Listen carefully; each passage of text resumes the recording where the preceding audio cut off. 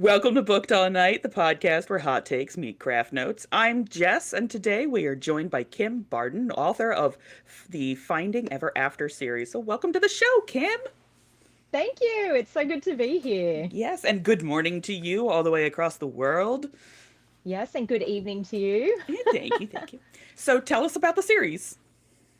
The Finding Ever After series is kind of like a dark fairy tale retelling where once upon a time the TV show basically meets the original Grimm's fairy tales. Hmm. It's about a woman who's hired by the huntsman to find the lost Princess Snow, and it basically takes us across this epic journey where we meet a ton of fairy tale characters that you've never met before. Ones that you have met before, or ones that you might not recognize, but they've all got a little bit of a twist to it. So, Rumpelstiltskin weaves dreams instead of gold. Rapunzel's gone a little bit crazy in her tower. There's the sea witch, but she's also a sea queen, and there's a whole bunch of interlocking history there with all of the kingdoms. So it's just a really fun, dark fantasy, and I'm really excited to be wrapping it up this year. So Wrapping it up, it's coming to yeah, an end. That is exciting and like a little bittersweet. Like, so bittersweet, but a very big year and very exciting year. So yes, we just had yeah, it's been a long time coming, so it's very exciting, and I did cry a little bit when I finished it, but we're here, so yay.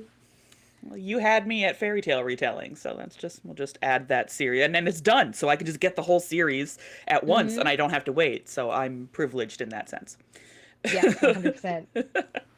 So we're gonna start the official podcast with a quick game of superlatives, just basically the end of the year book, sort of most likely to, etc., etc. Okay. So, who is the most emotionally dangerous fairy tale trope? In my series or in fairy Yeah. tales in general? Ooh, in The your most series. emotionally, the Yeah. most emotionally dangerous you would think would be the Evil Queen, but I'm actually going to say Princess Snow for this Princess Snow. one. Yes. The character you would trust with your life. I'm gonna go for the Huntsman. Mhm. Yes, he's a massive cinnamon roll, and there's just something about him that you just know he will take care of you, and he's weirdly a badass at the same time. So Hansel can wrap me up and protect me any day of the week. Perfect. The villain who almost convinced you that they were right. The Evil Queen, Queen Mm. Morena. So she's a big theme in this series is basically finding happily ever after. Mhm. So everybody's got their own version of happy ever after, and some of it's darker than others because humans and people are complex, right? So Morena's happily ever after is obviously terrible for everyone else, but she wants it badly and she'll do anything to get it. And you, throughout the series, really understand her motives. And even when I was writing her, there were a lot of things where I kind of thought, that makes sense, or I can see why she would want that. Or, so yeah, very humanized. And yeah, definitely the Evil Queen for that question. Yeah, that's perfect. I had a teacher, Joe McGee, and he had taught this whole lesson. He actually had like a whole workshop on it at one point about villains and how like the best villains are the ones that were kind of like, well, I sort of agree with you, and that's a little bit of a problem because you're Mm-hmm. evil and I should not. But like, that's what makes a really great villain is that it kind of drags you in with it, and you're like, wait, are you wrong? Hmm. Yeah, and it's that that age old saying as well that like somebody's a villain in somebody else's story, like Hmm. so and you might not be in your own. So yeah, it's such an interesting concept, and I love complex villains. I love villains that I am unsure about that I kind of understand why they're doing things. So Morena was definitely probably the most fun to write because of that. That sounds fun. What was the scene you were most afraid to write? Well, speaking of finales, writing the ending. So there's one pivotal scene right at the like it's actually the epilogue of the final book that I'd probably say was the hardest scene to write for me because there's so many threads in this series that come together, and this one particular character we've been following for such a long time, and I really wanted to give them an ending that felt right, but that was also true to their character, and that was really hard to do in a way that equals happily ever after, if that makes sense, but also not Yeah. destroy the reader at the same time. So As we were saying, it's bittersweet finishing it. So I think there was a little bit of longing in there of not really wanting to finishing it, but knowing that I had to finish it and just giving it that right amount of hope and heartbreak and that all-round satisfaction at the same time that kept it true to the story and true to this particular character. So yeah, I'm gonna have to say the epilogue of the The absolute final epilogue. book. And then in the entire series, what was the moment that you felt everything changed across the whole series? Oh, I'm going to say book three, about halfway. So for those who haven't read it, like there's a lot of point of views in this series, right? Because there's a lot of different fairy tale characters and they all interlink. Like every single character has a place and a point and a reason for being there. So at the end of the series, you kind of go, I see, I'm picking up what she was putting down. Yeah. Um, and book three and two, when I was writing them, they are on the same timeline. So while there's five in this series, there was just a bit too much happening all at once. So I kind of split book two and three. So I wrote book two's timeline with a certain set of characters and book three's timeline with a certain set of characters. And I wrote them before publishing them at the same time so I could interlink where I needed to. But I think three really changed for me because I could see an ending forming and it was a different ending than what I had originally planned, but it was so much better than what I had originally wanted. And so I then had to link it to book two and change a lot of things in those two books specifically. And I think that's where my big pivotal aha moment was, where I knew exactly what was going to happen in book four and I knew exactly what was going to happen in book five. And I could see everything coming together in a really clean way. And it Mm-hmm. was a super exciting, pivotal moment. Yeah, I don't know, it's the weirdest thing being a writer. You slog, and then all of a sudden you have these aha moments, and it Yeah. makes all of those blood, sweat, and tears just absolutely worth it. Yes. I call that slushy awful part 20K limbo because I get there and I'm like, "Oh no, decisions." Where to next? Yeah. Yeah, crap. Like Yeah, for me, it's the 30K, usually around yep. 30K in a book. I'm like, do I need to reevaluate where I'm at? Or I'll put it down for a little bit and then come back. And yeah, it seems to be a common thread that you get to a certain point and then you kind of have to see It, what you want to do next. yeah, and it's really weird too. Like the last piece that I tend to write children's lit, so I write middle grade for like 8 to 12 year olds, and Fun. yeah, right. It's where we get away with all the fart jokes. It's perfect. And but the last piece that I wrote, I was like, I know where I want it to end, and I know that I want X, Y, Z to happen. And then I got up Hmm. to like X and Y. I'm like, how do I get to Z? What is going to happen here? Like, I am nowhere near the word count I thought I would be at this point in my story. And now other Yep. things have to happen. And it's like such a universal feeling among writers where it's like, I am 100%. like 70% of the way through my draft. And I thought that I would be 100% of the way through my draft. And this is Hmm. a problem.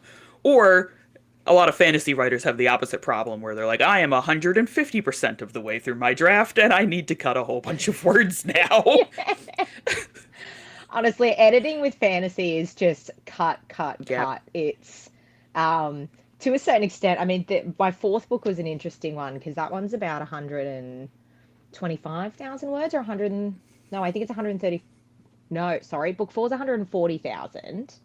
Um, but originally it was 120. Mm-hmm. That's where I got the confusion. So in this instance, I had the opposite for book four. I actually had to extend it out to align things or put more emotion in and things like that. But normally, yeah, you'd have your, 150,000 word book, which you finally managed to cut down to 110, Yeah. 400 to 500 pages. And yeah, uh, it's, it's always a nightmare, but I kind of find it fun in a way. I feel like I've become the queen of like slicing and dicing. Mm-hmm. In our little writing group that I've got with two other writer friends of mine, and they beta read for me, and we kind of swap manuscripts. One of them's known as like the emotion person who kind of like drags more from you to get more feeling and nuance, whereas I'm the one that comes in and just goes, all right, these three paragraphs, you've said the same thing, merge them into one and get rid of that whole page. That's So me. Yeah. Yep. For other people's work, that's me. For my own work, we had I don't remember the craft book that we had read, but it was like there are two type of editors, and one of them is a samurai and just slices through things, and the other one is like a tweed sleeved professor and analyzes Hmm. over all of them. And like when I'm going through my own work, I am very much a tweed sweet. Like I'm that professor. But going through other people's work where I don't have some You're the emotional samurai. attachment to it, I am the samurai. And I could just be like, yeah, you said the same thing 14 times on this page. Oh, the half of this page can go. Look at that. We're down. We just cut like 100 words. We're good. It's fine. I love that. Yeah. I never thought, I think I'm pretty brutal with my own work as well. So, yeah. That's so interesting that you're different for each. I suppose we look at our own work differently Mm, because it's come from us. Like, I'm a big believer that as writers, there's always some little portion of us within that story or those words, as if we're giving a piece of our soul with each story yes. that we write. And it means that, we assess it differently. I guess it's the same of everybody perceives themselves differently than other Yeah. people do. Yeah, it's fascinating, human nature. Plus, Hmm. plus we've read it 850 million times and Oh, yeah, things start we blurring know together. what we meant to write and our eyes no longer see mistakes because we could Hmm. probably recite to you like at least the first 50% of our book from memory. Yeah. And people just like they're like, "Oh no, you just like write, edit and then publish." I'm like, "That's so cute that you think that it works that smoothly." um You're like, no, no, no, we're in the trenches with this. yeah. But yeah, that's so. I totally forgot what I was just about to say. I had a funny point to add to that, but anyway, disregard. I call that the thought train taking off, but I didn't catch it, and just whoop, Yeah, there it it just went. it immediately left as soon as I thought it. Anyway, Yep. it's probably like half my book ideas, when you get one at night and then you never remember what it is the next morning, even though uh, whatever you were thinking of that night was the most brilliant thing ever. I started keeping a notebook next to my bed just for that because I'm like, I'll wake up in the middle of the night and be like, oh, I've solved a plot hole, and I'll leave a note for myself. But in the morning, it does not make sense. Like one of the I was notes I going to left, ask if it makes sense because I no. feel like not only do I have doctor's handwriting, I Mm. probably will have no idea what I'm trying to say, even if the words were legible. Yeah. One time I just wrote Clockwork Peacocks, and I was like, does that, what? What does that, what could that possibly mean? Do you know I what? That am would be a great book title. right. So, But I'm like, I'm working on a middle grade sci-fi piece. What does Clockwork Peacocks mean? This does not belong here. What is going on? And then I just yell at myself. I'm like, or I write down the most asinine idea, but it's like in detail. And I wake up in the morning and I'm like, no, no, like rip it out of the notebook and like throw it away. Like no one can ever know that I thought that ever. Like, it's, no. I love that. Maybe I Yeah. should, because I did try and put it on my phone notes for a little while, like as in grabbing my phone in the night, but I also put my phone on Do Not Disturb. So it's like this fighting battle of trying to get it off Do Not Disturb to get into the notes. And then Mhm. even though the brightness is on the lowest, I always feel like it just glares you in the face, and then Yes. you get this blindness. So that didn't last very long. Yeah, retinas? What retinas? I don't need Yeah, retinas. It's I don't need fine. It's that. It's cool. fine. They can just go. So, I do have specific questions to get to Yes. in the interview. Yes, it's lovely. I've been only been talking for 15 minutes and it's fine. It's cool. I'm so sorry. I go off on tangents all the time, so just pull me back in line when you need me That's to. totally fine. Feel free to interrupt me. Rob will tell you I am a talker. Just go right ahead and talk over me. It's cool. So, what fairy tales were living rent free in your head while you had first started forming the idea for this series?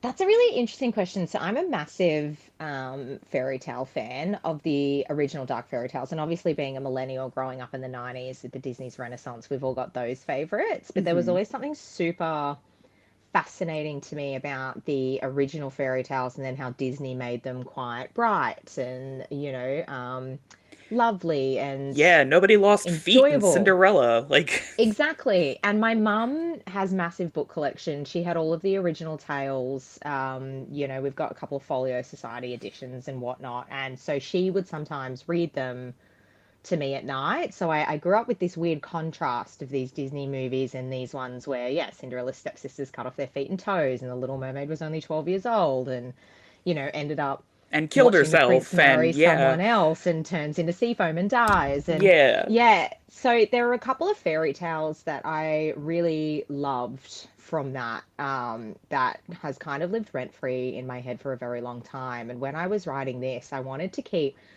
obviously the known ones. So she's finding Princess Snow, which is Snow White, which is Rose Red. Hmm. And then you've got Hansel and Gretel, and then a few of your major ones. But there are a couple in there that I really wanted to include that weren't as known. So even though I had the major ones being used, there were minor ones that are some of my all-time favorites that I really wanted to include. And that was the Soldier in the Tinderbox, the Three Crows. I really wanted to include the little Matchbox Girl in there, but I couldn't quite Mm. see where it would fit because Hmm. to this day that story still makes me absolutely bawl my eyes out. Oh my God, I'm getting like teary thinking about it. It It's is like, yeah, sad. for Like, anyone listening, if you haven't read it, it's like it's beautifully sad. yes. It lives rent free in my head, so I couldn't include it in this. But yeah, I have included everything from The Little Mermaid to which was also one of my favorites growing up, possibly because the illustrations were just stunning. Um, and there's a lot of room for this series as well for, offshoot novellas or other things as well. So it's not to say that in future I might not find a little Matchbox Girl to fit in there or a Swan Princess or anything like that, Hmm. which I know isn't, an original fairy tale Swan Princess. It's the based off the ballet, but I love that story too. So I think there's different ways that I can weave it in over the years. But yes, to answer your question, they're the ones that are probably in my head rent free that I just really wanted to include or at least have some kind of head nod to it. So, there might be a tavern that's named after them or somebody's name is from a main character from that particular tale. So there's a lot that will go over people's heads that haven't read those original tales or know them, but there are enough nods that for people like me or from the sounds of it you who read them and know them, you'll read it and you'll recognize those little tributes, which I really wanted to do. That's nice. I had I don't know how many American literature classes, but we have like the American fables, quote unquote. Oh yeah. Really, yeah. And one of them that has always stuck with me is the Green Ribbon. If I don't think I've heard that one. Oh, that one's really messed up. So it's set during the French Revolution, and the man falls in love, and the woman always has a green ribbon tied around her neck. And one night he's like, "Why do you always have the green ribbon tied around your neck?" And she unties it, and her head falls off because she had been at the guillotine. And I'm like, "Why are we There's reading this as another. children?" Yeah, I've heard that story, but it's not called the Green Ribbon. There's another version of it. Ooh, Um, yeah, except I think in that the one that I've read, her throat slashed, so her head isn't. Yeah, that's interesting how they like. I think that's another thing that's cool about these fables and fairy tales. There's such cross reference depending on what region of the world yeah. you're in. Yeah, like if you're in Europe or Australia or America, it's yeah, I really love that. So it kind of reminds me about there's this podcast where there's this woman who she's got a PhD in mythology and a whole bunch of other stuff, and she sort of went tracking to find like the origins of different Hmm. fairy tales. This is me going off on another tangent again. No, go Sorry. right ahead. Um, and one of the most fascinating episodes that I read, listened to, was about Cinderella and how it actually stems from a Chinese tale. Because the slippers represented the bound feet that they do on Oh, women, and that's where kind of like the glass slipper concept came from. And it was this original tale from thousands of years ago that kind of influenced Charles Perrault to write Cinderella. Yeah, which that it was fascinating. I'll see if I can find it and send it to you if that's Yes, something you're please send it. interested in. That's absolutely like Mm. the academic nonsense that I love to listen to and peruse. I love stuff like that, especially like the regional variants of fairy tales, Mm-hmm. especially like Grimm, right? So like a lot of the Grimm fairy tales came to America as like publication was starting to take off, and they were like, well, fairy tales are definitely for children, and that's why most of the fairy tales that have been published in America, they have the happily ever after. They have a Ever happy after. ending. They don't have violence. Like Little Red Riding Hood is a really great example of it because the end of Little Red Riding Hood is that the wolf falls upon Little Red Riding Hood and eats her, and she dies. The end. Mm-hmm. Period. Stop. But in America, the huntsman shows up and cuts them both out, and they sew up the rocks into the wolf's stomach. Yeah. Yep. And I'm like, cool. That's not the version that I have at home, teacher. Same. I was like, that's not the English version I've got up here. Yeah, that's not because my mom was the same way. We have special editions of Grimm fairy tales. We have Hans Christian Mm-hmm. Andersen's. We have Perrault. Like we have all these fairy tales, and that's what I grew up on. And then I went to school, and they Yep. were like, and everything was happily ever after. I'm like, nuh-uh. Like you're wrong.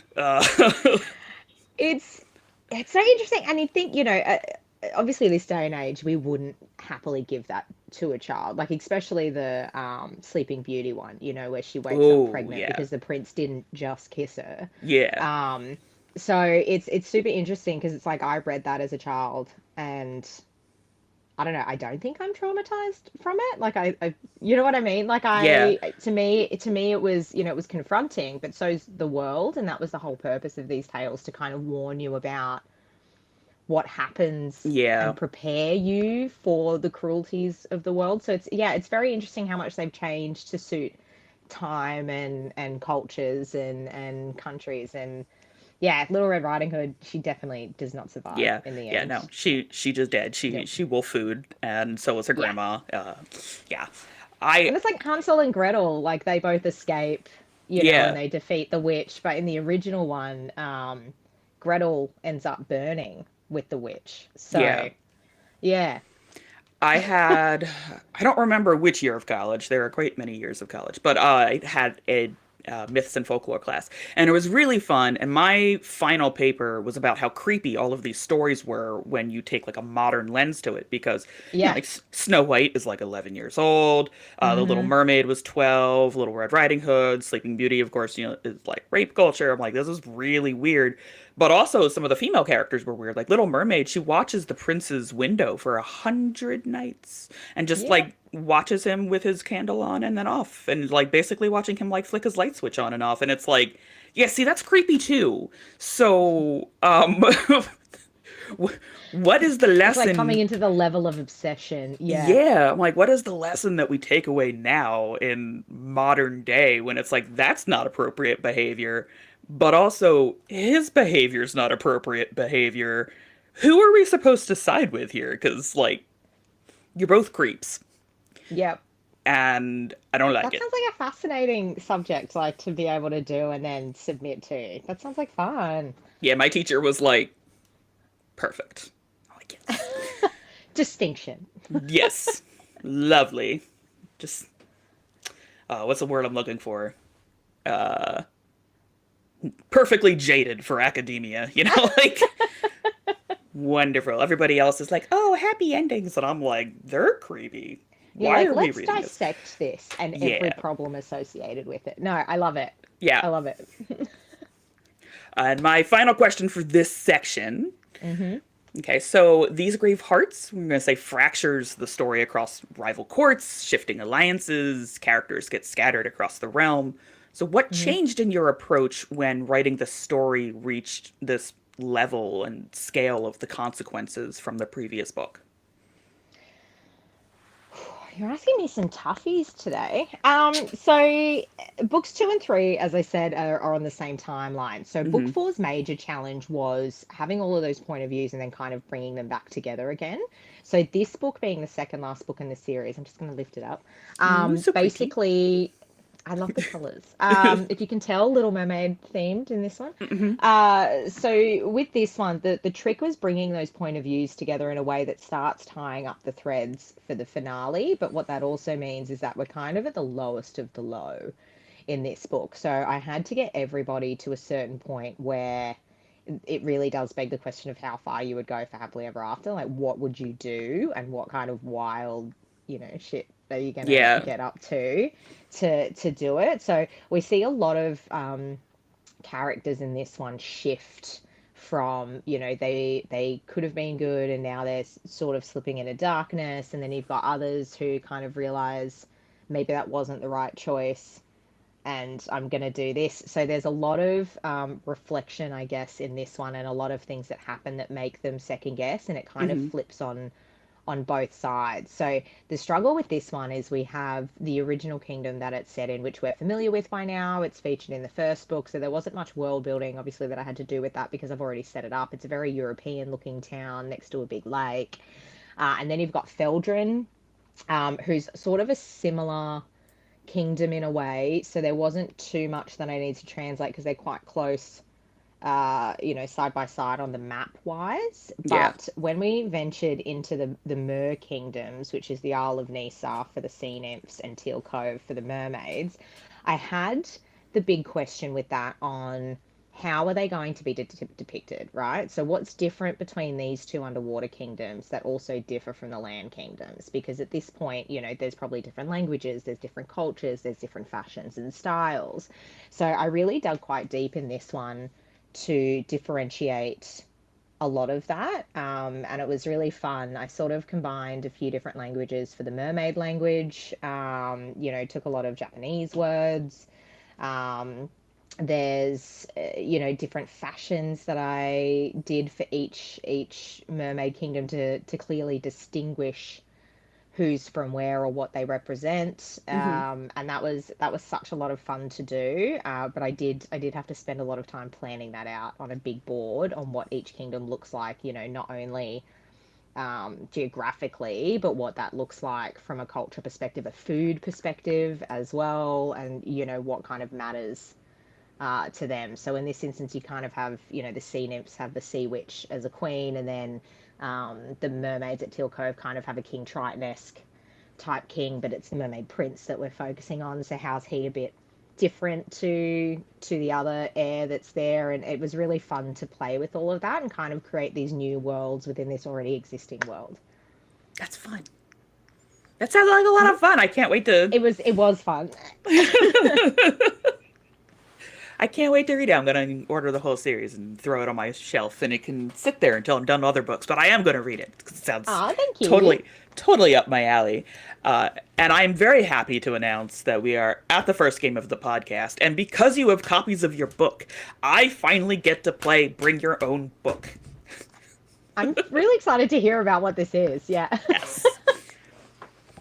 So, Bring Your Own Book is a little bit like Cards Against Humanity, where I have the black cards with the options on them, and your book Okay. is the white cards. So, you just flip through, go to the first full paragraph of the page, and pick an answer that fits from there. Okay. Okay? So, the very first one must say a name for a cat, and just flip to a random page, first full paragraph. So I have to go the first full paragraph. Yes.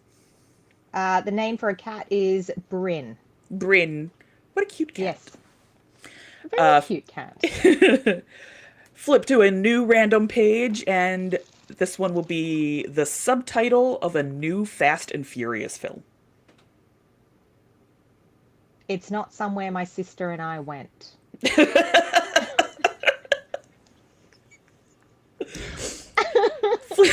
Flip to a new random page. Text on a tombstone.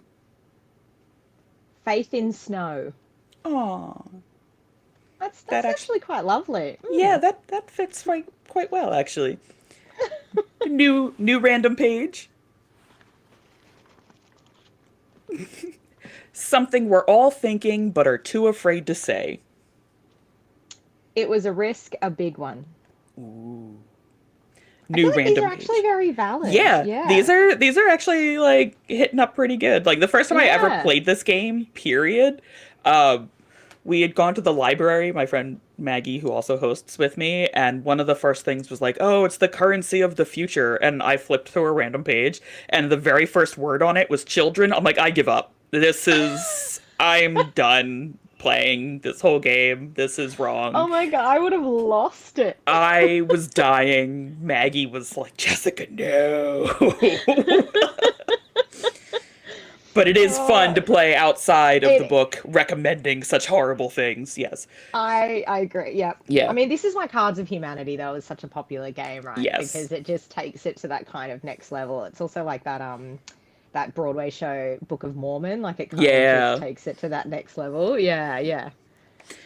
A new random page. Mm-hmm. The most important ingredient in a magic potion.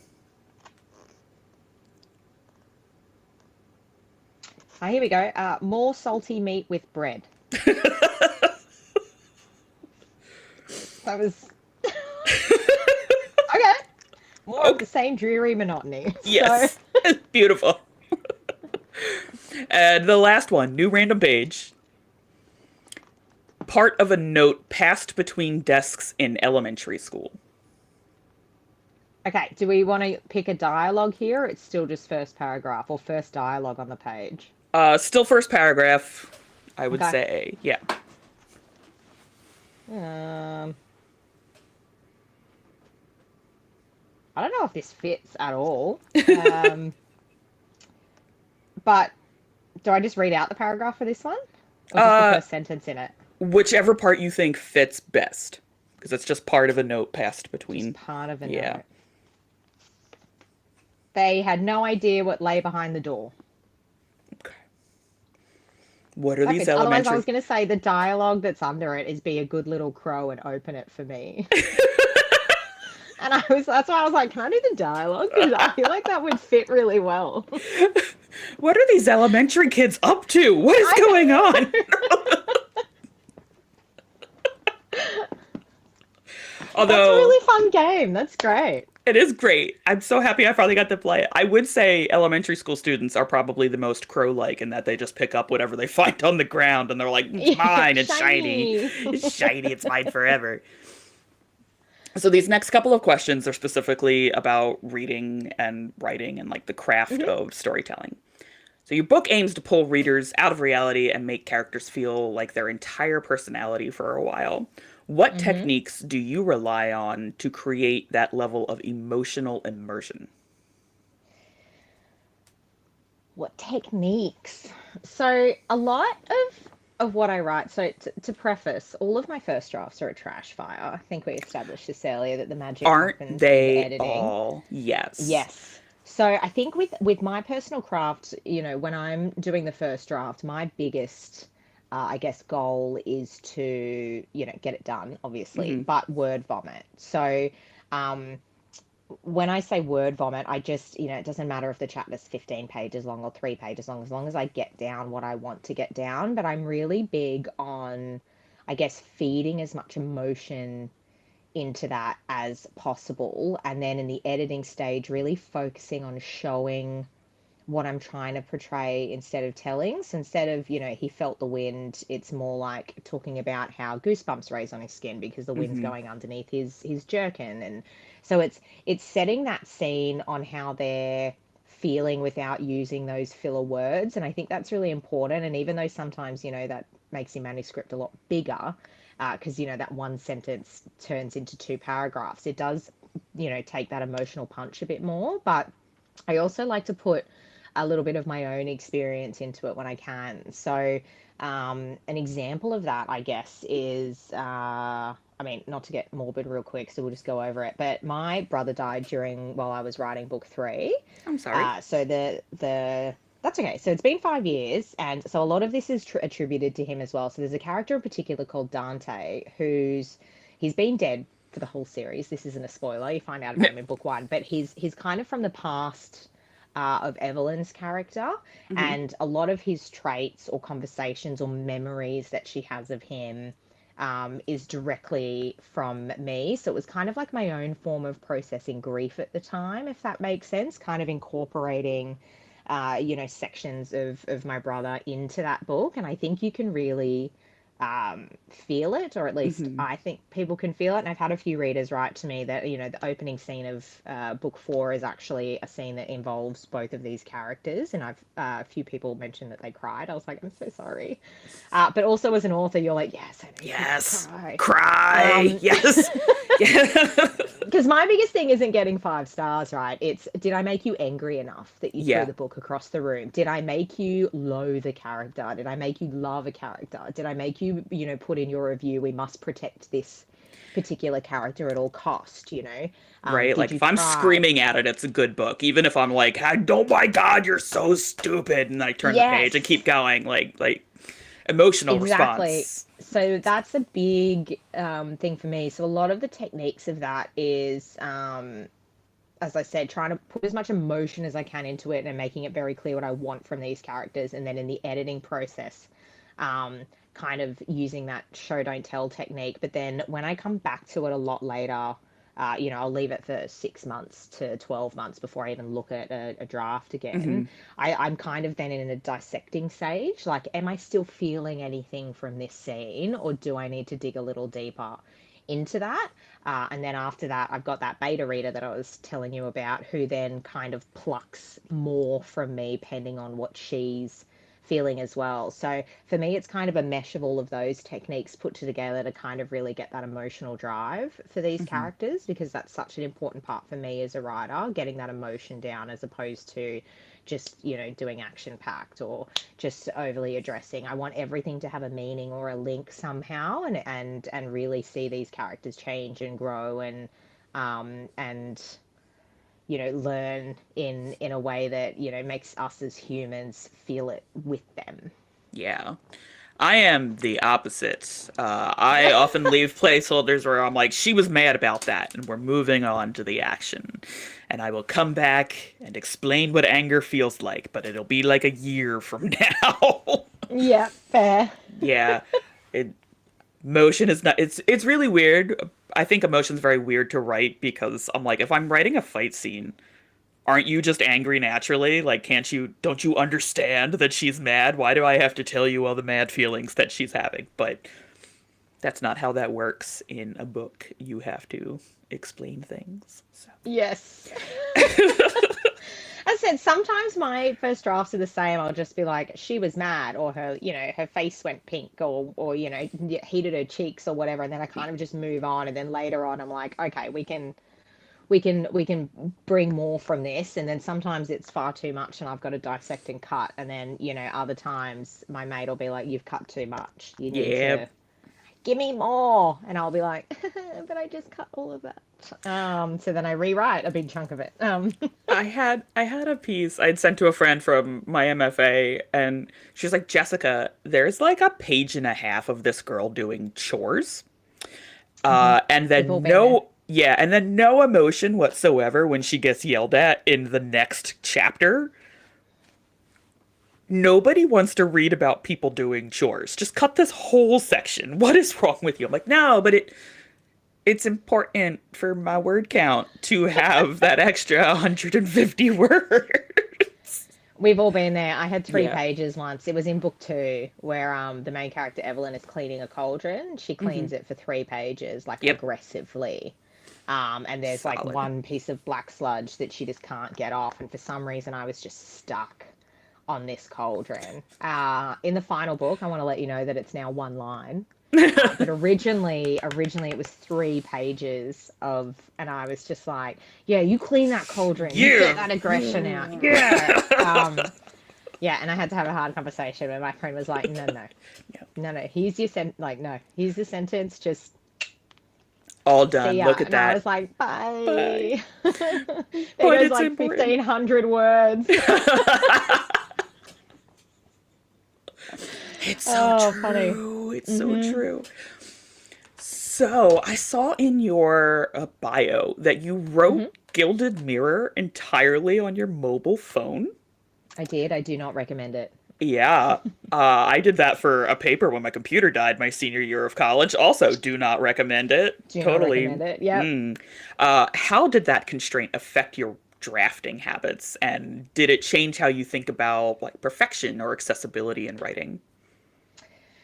It it was an interesting process because at the time it was for National Novel Writing Month Hmm. in like 2018, and I had a few pieces of work that I'd gotten up to that 30,000 words, and I just dropped them, right? I never finished them. And the whole point of NaNoWriMo was to do 50,000 words in 30 days. Yep. And so by using that mobile phone, I had the ability of, because at the time I was working in the city in an office. So the phone was portable enough that I could do it on the train, on my lunch break, when I was taking, after work, if I was meeting people for, I don't know, a drink or dinner or something, in that period between work and them arriving, I would spend the 2 hours there writing on the phone. And it was kind of like this accessibility of being able to get the words down without lugging a laptop around, without setting my expectations. And because I had not finished so many things before on a laptop, I thought maybe I needed to tackle this differently, right? Hmm. Because I'd never written a novel, I didn't know what my writing process was. And you, as you probably know, or anybody who's looking to write a book knows, you can read so many books on how to write a book, and none of them give you an answer, because the Yep. thing is, there is no answer. And it's really frustrating when you're still trying to figure out how it works for you. And so this kind of unlocked how it worked for me, and it unlocked that I'm just going to get it out and word vomit and just see where this goes, and do it from there. But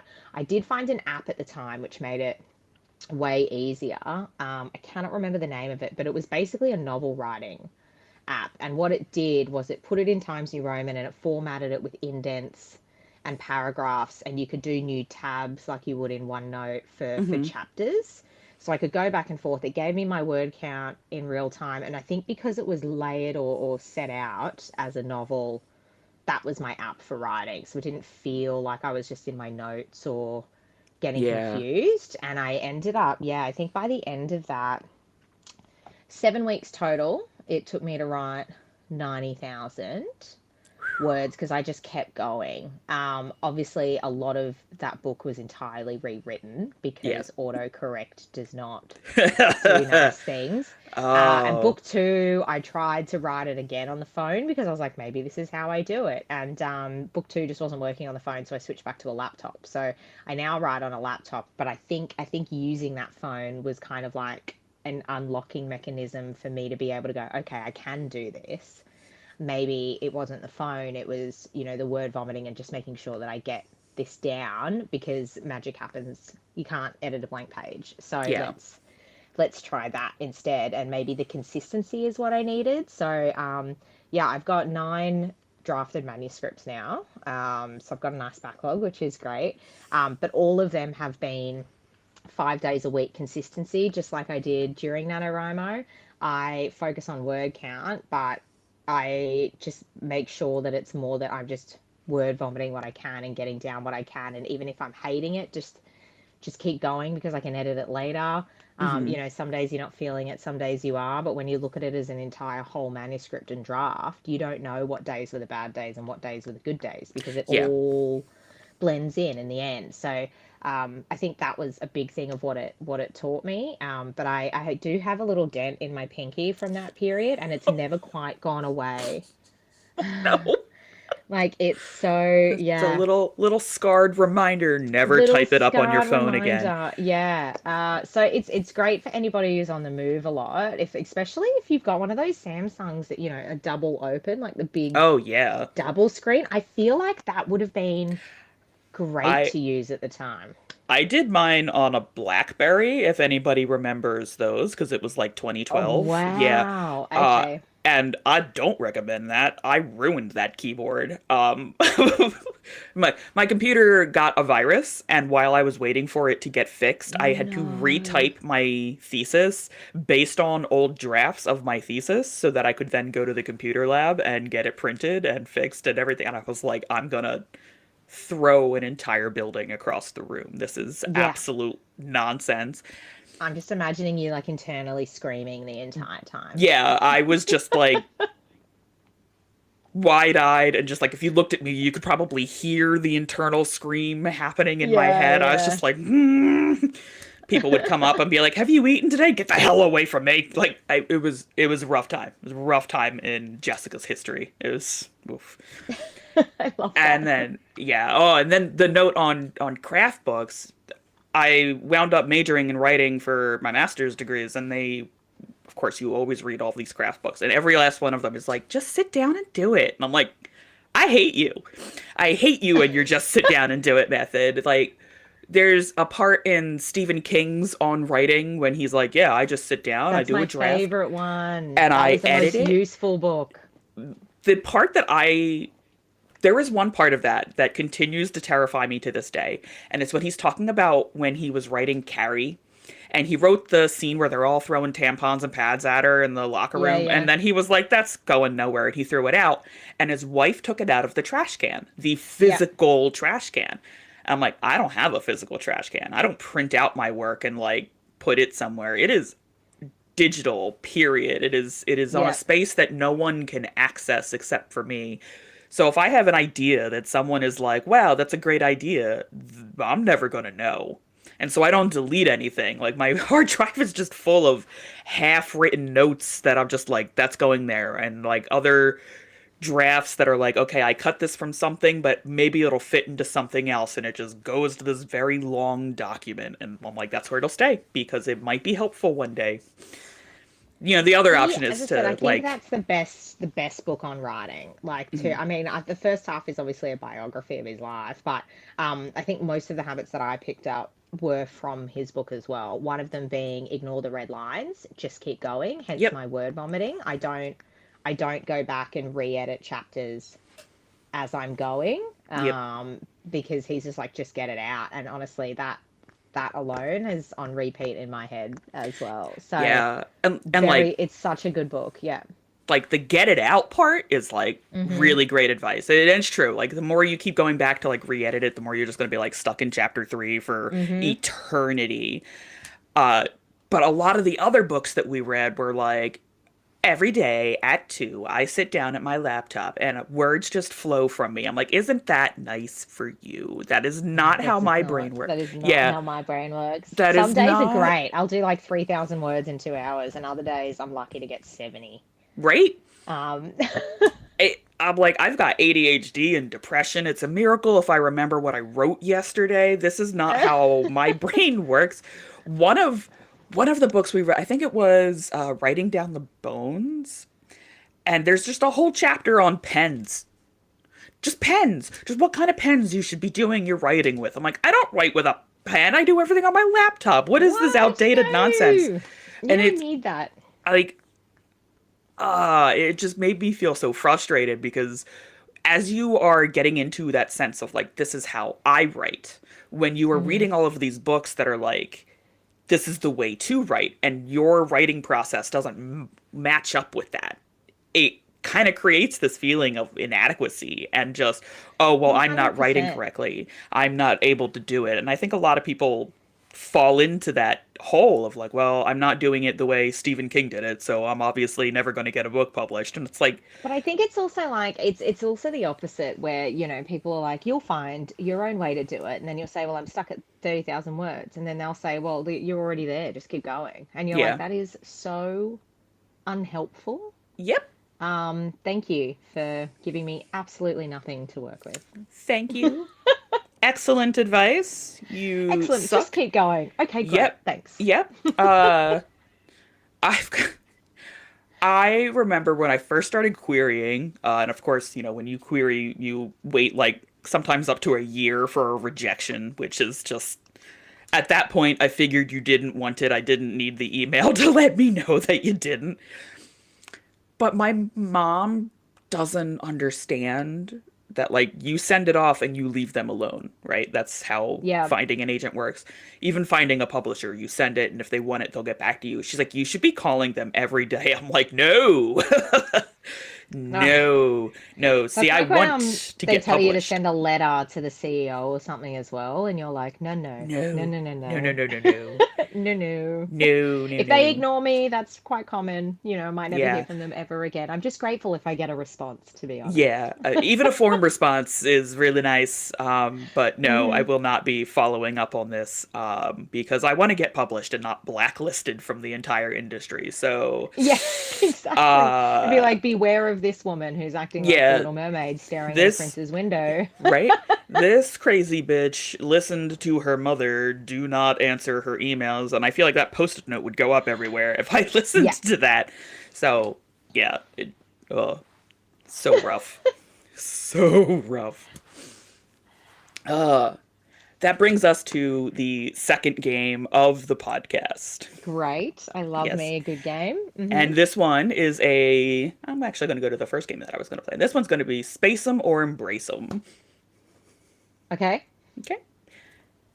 So Space 'em or Embrace 'em comes with a little story to it. You are cruising through the galaxy with a cargo full of tropes and cliches, and you're getting Hmm. sucked into a black hole, and you have to get down to a certain number by ejecting these things off of your ship. The problem is Okay. your computer is a little broken, and you can only see two options at a time. So you can choose to keep both of the options, and we'll move on, but you do have to get down to a magic number that I rolled before the interview. Interesting. Okay. Yeah. Okay, so your first two are a cursed object that whispers your worst thoughts, Hmm. or a morally gray love interest with excellent banter. So I'm picking the one that I want to throw away and the one that I want to keep. Yes. Okay, I want to keep the morally grey because banter is always like top tier for me in books. Dialogue's a big win, so we'll get rid of the other one, Okay. the The cursed next object. cursed object is out the airlock. Next to Bye. bye. Uh, a prophecy everyone misunderstands, or blood Mhm. magic with a personal cost. Keep blood magic. Get Okay. rid of prophecy. Even though I have prophecy in my own series, so I'm really sorry, but like, bye. You're like, I've done it for $5. It's done. It's We can gone. eject it now. Yeah, Yeah. it's done. Enemies forced into an alliance, or a kingdom built on an ancient lie. Ooh. I want to keep both of those. Okay, we'll come back to I those. like both of them. Yeah. Love that actively complicates the plot, or a mirror that shows you who you could become. Let's eject both of those. Okay, Going to be brutal with this one. out the airlock. A chosen one who refuses the role, or a happily ever after with fine print.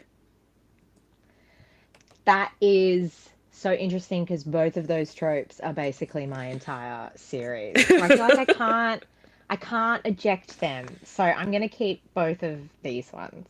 Okay, we have to keep going because we are not down to the magic number. Okay. Okay, so a morally gray love interest with excellent banter, or blood magic with a personal cost.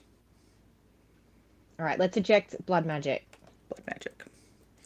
Enemies forced into an alliance, or a kingdom built on an ancient lie. I love enemies with forced alliances. I'm like a sucker for it. So I'm going to have to get rid of the kingdom. Okay. And a chosen one who refuses the role, or happily ever Don't after do with this to fine print. me. All right, I will eject the reluctant hero and keep the fairy tale ending with fine print. Let me just Oh, that check was real fast. hard. I'm not done yet. I gotta hold Oh, on. One, girl, two, why? three. Yeah, one last round. I'm so sorry. Okay. Morally gray love interest with excellent banter, or enemies forced into an alliance. I can't. They're like, this is incredibly difficult. I'm gonna. Oh, they're both so good though. I'm just okay. I'm gonna keep the banter because I feel like the great stories and great storytelling is a lot of it is in the dialogue. the way the characters react with each other, the banter that they've got, and not just necessarily like love interests. I think with, your funny side characters and stuff as well. So I'm gonna have to keep that one, and we'll eject the other one. Okay, and this is the last time. I was This is so the last. sad. This is the last options. I'm so sorry. Morally gray love interest with excellent banter, or a happily ever after with fine print. I'm gonna riot. I feel like I just defended dialogue so strongly. So, okay, fine, we'll get rid of fine print, happily Fine ever print. after. Which leaves you with a morally gray love interest with excellent banter. I rolled a 1 today. Yes. I'm very sorry. That is brutal. Like, I'm sitting here being like, surely I've got like 3 or 4. That was brutal. Thank Yeah. you for stressing me out this morning. You're very welcome. It's so fun. That was a good game though. That was a great game. And a lot of tough choices. I go out of my way to find the tropes in people's books to put in those games so that they have to Honestly, choose. it's smart, such a smart way to do it. It's so fun and so like agonizing because some of them are Watching them like, squirm. yes, absolutely. Yeah, so I bet you enjoyed that. I did. I did enjoy that. We also play Never Have I Ever Spoiled My Own Book, which is always fun, and I'm like super petty about it. I'll be like, never have I ever written a book called The Gilded Mirror, and if you've done 5 or more of them, you have to spoil something from the book, and I'm like, Oh, that is brutal. yeah, I'm like, I'll stalk you on social media and make you spoil something. I'm not above being incredibly petty with the options that I put together for that round. It's great. That's so funny. Okay, I'm really grateful that you didn't play that one with me because I'm terrible.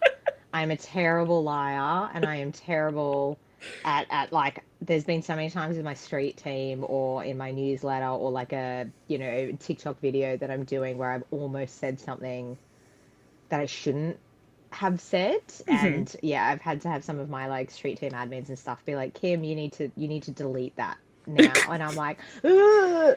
Yeah, but I want to say it. Yeah, it's hard.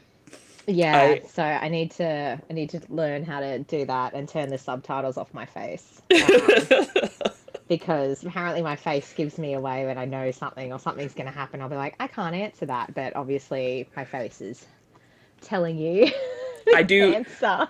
I do love going to panels with like authors like that have subtitles like in bright neon across their forehead. Yeah. And people be like, "What? Is this character gonna die?" And they're just kind of like deer in headlights. We're like, "Oh my god, they're gonna die!" That's me. I'm Yeah. so like, no. No, I'm like not sweaty palms. Yeah. like you just got a notebook. Like, no, absolutely not. I Absolutely don't not. know what you're talking about. It's like those viral videos, where they've been like sticking the bit of paper with like the smiley face when they're. Have you seen that Yes. trend? Yes. I feel like we need one of those where you just stick the paper on, it's a smiley face so they can't see your expression or The customer service anything. face, like, do you Yeah. have water? Pff, yes, we do. Oh my god, how did you know? Yes. Yeah, we need that for some authors. We need that for me sometimes we read books and I've already read them, and one of my favorite things to do at the end of the podcast is we speculate about what's going to happen next in the book. And for the last couple of books that we've read, I haven't gotten to do that because this season we're rereading The Hunger Games. We're doing a whole series all the way up to the release of Sunrise on the Reaping in theaters. I'm so excited for that. That was my book of 2025, Sunrise on the Reaping. Like, that was my book of choice for last year. Yeah. My co-hosts have not read Sunrise on the Reaping yet. And so in this reread, I'm like, oh, Sunrise, oh, Sunrise, and Ballad. Like, they haven't read them. And they're like, Jessica, turn your face off because you were ruining things. And I keep sitting there like, oh. And yeah, it's bad. I am It's you bad. and you and me because Yeah. I would be doing the same thing. Yeah. It's bad. It's bad. I have to mute myself and like get out of the room. It's terrible. It's terrible. So, final round of questions. These are Yes. totally unhinged, sleepover worthy questions. Love. Yep. Always fun to do the absolute nonsense. So, which character would get banned from a group chat within 5 minutes? These are they're characters from the book, right? That's who Yes. we're yes. I'm gonna say Pip. Okay. Yep, If he is a very sarcastic meanie and just likes to take the piss on everyone. if the Gilded Mirror showed a Goodreads review written by your characters about you as their author, what would it say? Um, Cruel, manipulative bitch. When is this over? What did we do to deserve this? Yeah. This, yes. Yeah. And I'll be like, exist. You're simply being alive. I'm so sorry, but not at the same time. Yes. Who Hee would hee. survive? Who would survive a reality TV competition, and who would be eliminated immediately for being too much? Snow. Princess Snow, for sure. Yeah. She'd survive or she'd be eliminated immediately. I feel like she could go either way, to be honest, because she's very she can dig her heels in, and she's been in enough situations that she can sort of adapt in that she's very thrifty is not the word.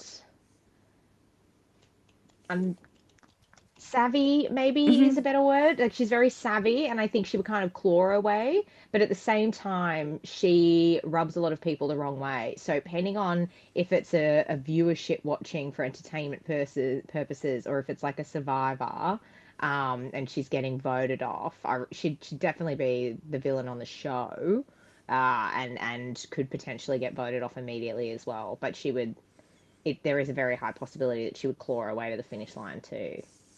So can I pick one person just for that answer? Because I feel like she I could swing both ways. I mean, yeah, you can pick it if you like this person. Either way, it's her. I feel like you Amazing. justified it enough. Yes. Yeah. Which character knows that they are in a fairy tale and is deeply annoyed about it? I'm gonna say Evelyn, the main character. Like she would be pissed. She would be like, "Are you effing joking?" Yeah, I'm definitely gonna say Evelyn for that one. Like, you chose to do this to me? Hold on, I think my headphones just died. Oh no! Whoop. Oh, Hello? Oh, I think we just. Can you hear me? yeah, we can hear you. Did we just lose sound? Uh-oh. Just a few technical issues for everybody listening at home.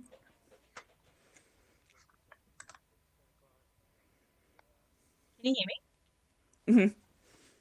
Yes? I think my headphones just Yep, died. we are going to go to standby just for a Mhm. little moment while we get some stuff uh connected. That's the word. We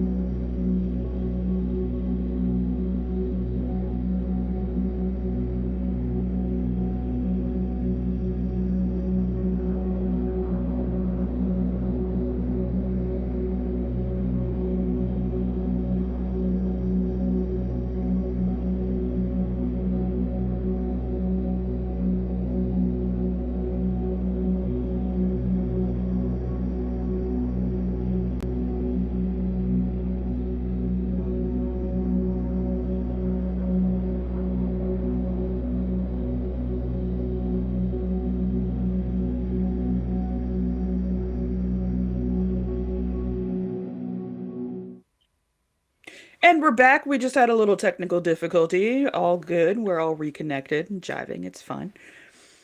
The next question is which character, Mhm. oh, I think I asked this. Which character knows that they are in a fairy tale and is deeply annoyed about it? And we said Evelyn, right? Yes, she Yes. would be extremely pissed about it. Yeah.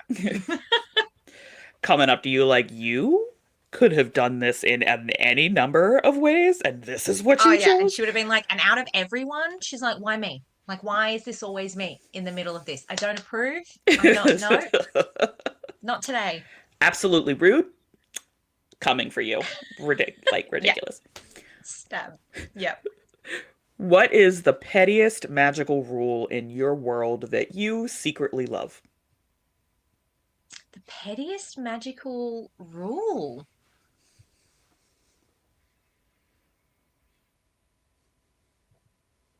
Oh my God, I don't know if I can think of one straight away. Ooh.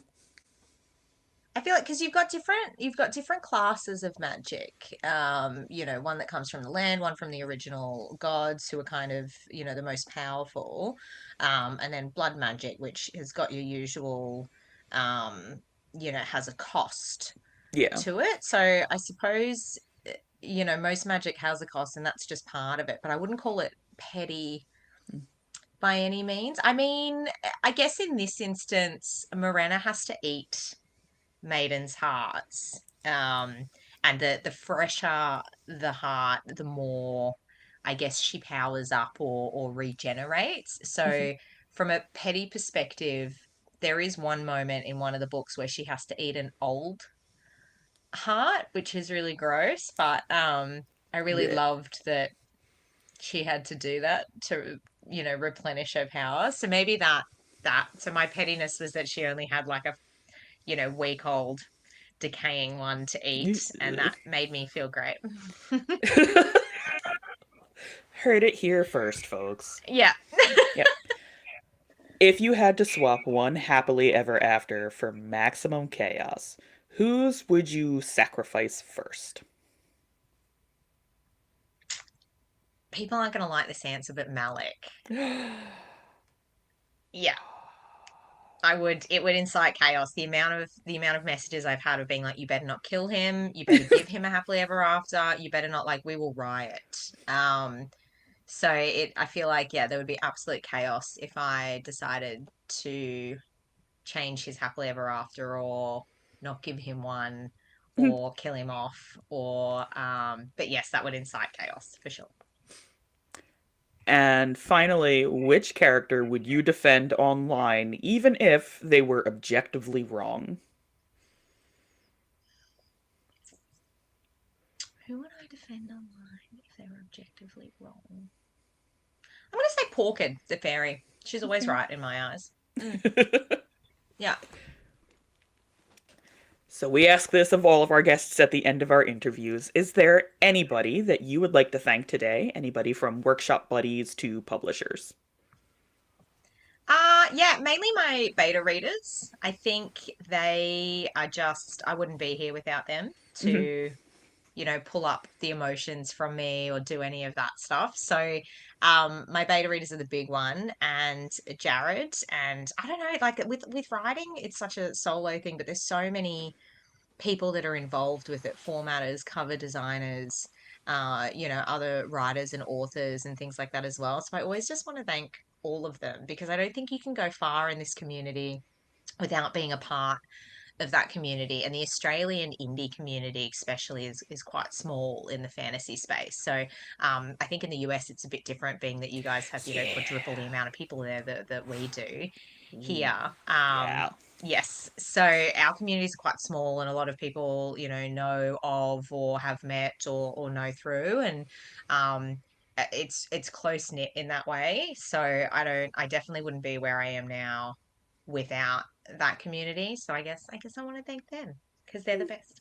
It's very nice. And then just go ahead and plug your socials for us before I read us off the stream. Amazing. So all my socials, I've tried to make it as easy as possible. It's all under KE Barden author. So that's one word. I've got TikTok, I've got Threads, I've got Instagram and Facebook. There's a Facebook page as well. So I'm probably most active though on TikTok and Instagram. So that's where you get most of your announcements first. Lovely, easy to find, easy to do. And that is a wrap on this stream of Booked All Night. We would love for you to be a part of the conversation, so don't forget to rate the show, drop a comment, subscribe, and leave some fan mail at the top of every piece of I forget how to talk. It's fine. We just did like an hour long interview. It's cool. I'm in an audio medium. Talking's not important. What are words? What are words? At the top of all the show notes ever in this series is a little link called fan mail, and you can click it and send us some fan mail. It's very cool. Join us next week for our interview with Kelly Preston, and as a bonus, we'll have a giveaway running. So when you drop a question for our author guests in their respective forums, you can also enter a giveaway for some bookish stickers, bookmarks, and a special keychain that says permission to buy books. Join today at bookedallnight.co. Once again, that is bookedallnight.co. Booked All Night is produced by Rob Cook and his cats, so when you share an episode, be sure to tag us at Booked All Night Pod on Instagram and Threads, and give a shout out to our guy in the sound booth and demand that he post more cat pictures on our socials. For more updates and to check out the reading schedule and learn about more upcoming interviews, visit our website. Again, that is bookedallnight.co, bookedallnight.co. Until next time, booklets, this is just Jess and Kim signing off and reminding you to stay booked all night.